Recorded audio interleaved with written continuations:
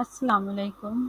آج ہم پڑھیں گے لفظ کی تعریف اور اقسام اور کلمہ کی اقسام۔ لفظ کی تعریف: حروف کا وہ مجموعہ جس سے کوئی بامعنی آواز بنے لفظ کہلاتا ہے، مثلاً علم، کتاب، آدمی وغیرہ۔ لفظ کی اقسام: لفظ کی دو اقسام ہیں، نمبر 1 کلمہ اور نمبر 2 مہمل۔ کلمہ ایسے بامعنی الفاظ جو اپنے مکمل معنی واضح کرتے ہوں کلمہ کہلاتے ہیں، مثلاً کھانا، پانی، دودھ، کتاب وغیرہ۔ مہمل ایسے بے معنی الفاظ جو اپنے واضح معنی نہ رکھتے ہوں مہمل کہلاتے ہیں، مثلاً وام، کام وام، روٹی شوٹی، وانا وانی وغیرہ۔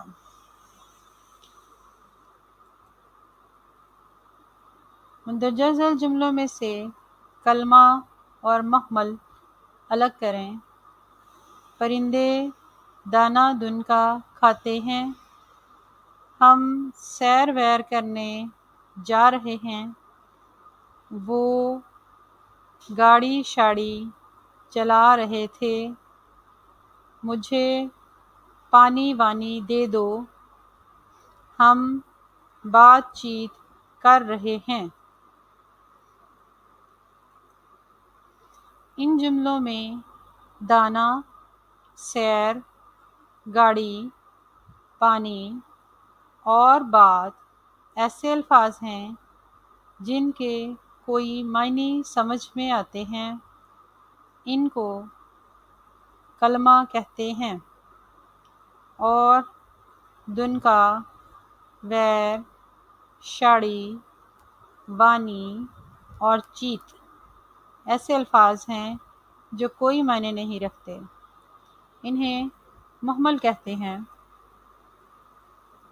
کلمہ کی اقسام: مہمل کے چونکہ کوئی معنی نہیں ہوتے تو اس کی اقسام بھی نہیں ہوتی۔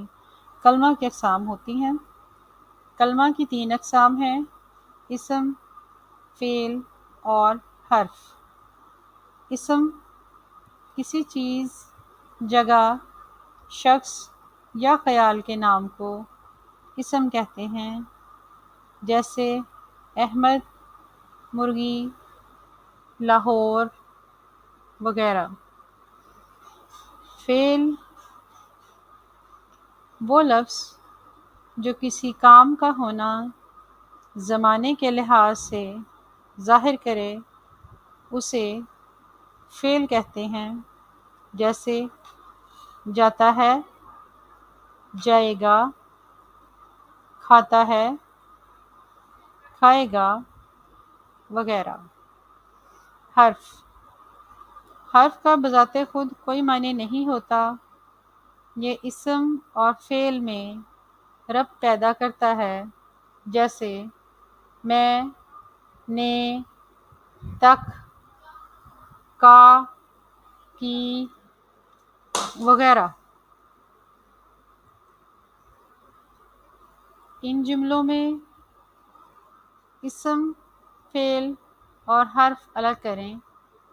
اسمار نے کھانا کھایا، احمد کو چوٹ لگی ہے، مرغی نے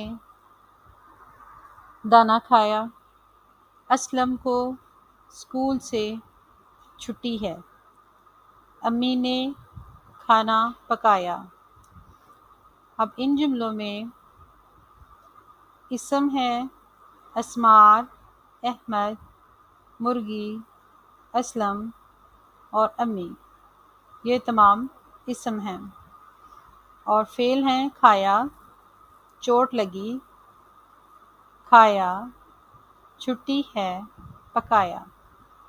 اور ان جملوں میں نے اور کو، پھر اگلے جملوں میں بھی نے اور کو اور نے حرف ہیں۔ امید ہے آپ کے لیے یہ ویڈیو بہت ہیلپ فل رہی ہوگی۔ اللہ حافظ۔